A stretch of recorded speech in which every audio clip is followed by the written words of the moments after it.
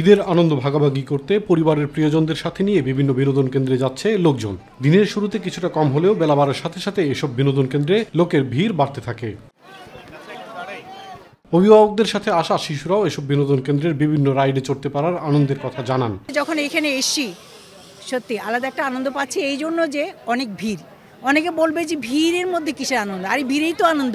আমি আমার বাবা মার সাথে আসছিলাম, এখন আমি আমার বাচ্চাদেরকেও নিয়ে আসছি। এটা অনেক সুন্দর জায়গা।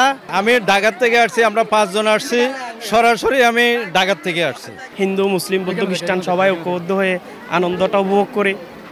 তো এটাই হচ্ছে বাংলাদেশ।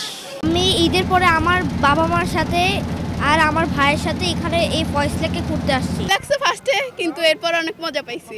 পার্ক দেখছি, মেয়া দেখছি, ভালো লোক দেখছি। বিনোদন কেন্দ্রের কর্তৃপক্ষরা বলছেন ঈদ কেন্দ্র করে তাদের নানা আয়োজন রয়েছে। ঈদ উপলক্ষে রয়েছে বিভিন্ন প্যাকেজ সহ ছাড়ের ব্যবস্থা। সর্বমোট 3 দিনে আমাদের প্রায় 50,000-এর উপরে দর্শনার্থী এখন পর্যন্ত ঢুকছে।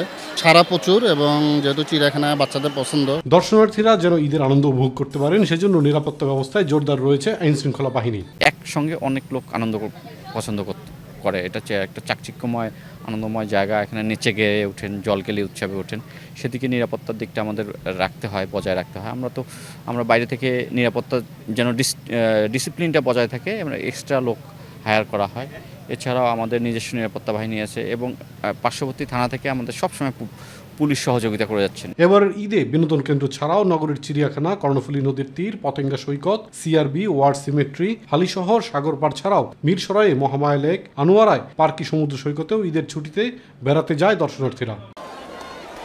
ইলিয়াস কমল, মাই টিভি।